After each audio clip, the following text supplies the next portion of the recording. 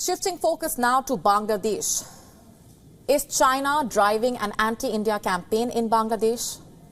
I ask that because a so-called India Out campaign is simmering in Bangladesh, mirroring, by the way, the similar campaign in the Maldives.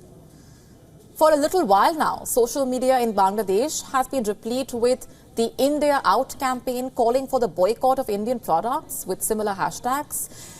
It followed the country's general election in January, which saw the Awami League return to power for a fourth straight term. It sparked the opposition-led campaign calling for the boycott of Indian goods. Although it first simmered on the fringes, it has provoked reaction from the Awami League leaders. It even prompted a reaction from the Bangladeshi Prime Minister. She came down heavily on the opposition leaders, as well as the social media handles, for inflaming anti-India sentiments in the country. While addressing a gathering, she threw a direct question at the opposition's leaders. She basically asked, how many Indian saris do their wives have? Then she told them to set their wives' saris on fire. The Bangladeshi Prime Minister's remarks were directed at the leaders of the Bangladeshi Nationalist Party leaders. She then slammed the India baiters by asking them to boycott Indian spices as well. She said, and I'm quoting, garam masala, onions, garlic, all spices that come from India should also not be seen in the kitchens of BNP leaders. Hasina's comment came after a BNP leader, Rahul Kabir Rizvi, threw his Kashmiri shawl on the road, calling for protest against Indian products.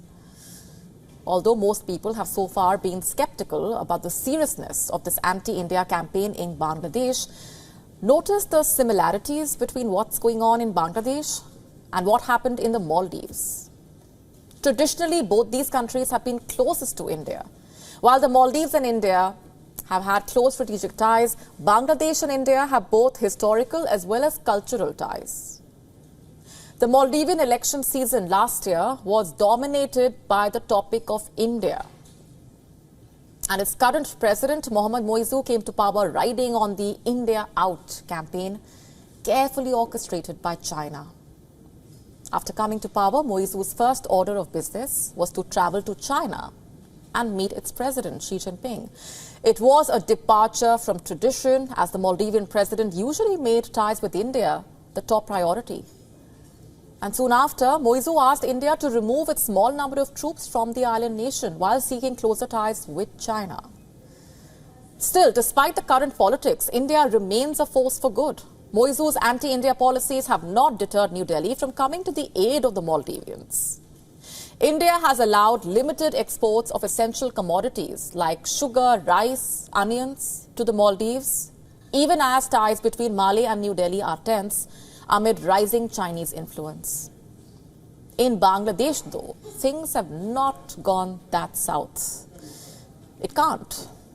Well, first of all, the India Out campaign in Bangladesh is being propagated by the low-rung leaders of the opposition parties. And what's more, contrary to the expectations of those fueling the anti-India sentiment, this campaign has failed to find wide acceptance in Bangladesh. And those fueling this hate hoped that the movement would snowball into something major, as it did in the Maldives.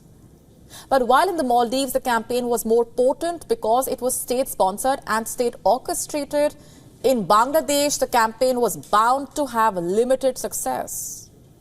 Still, one can appreciate the similarities between the campaign in the Maldives and the one in Bangladesh. Just like the Maldives, local politicians were used to propagate anti-India sentiments. Of course, it wasn't practical because of the reasons I have told you about, but they tried nonetheless.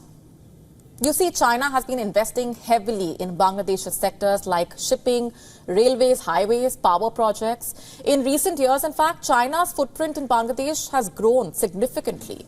In 2016, Bangladesh joined China's Belt and Road Initiative.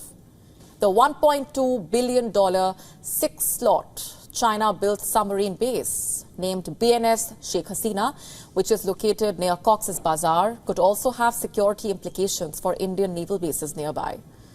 Although Sheikh Hasina's government has repeatedly told India not to worry, as China is Bangladesh's economic partner only and not a security partner, still, just imagine the opportunities that would open up for China if Bangladesh went the Maldives way.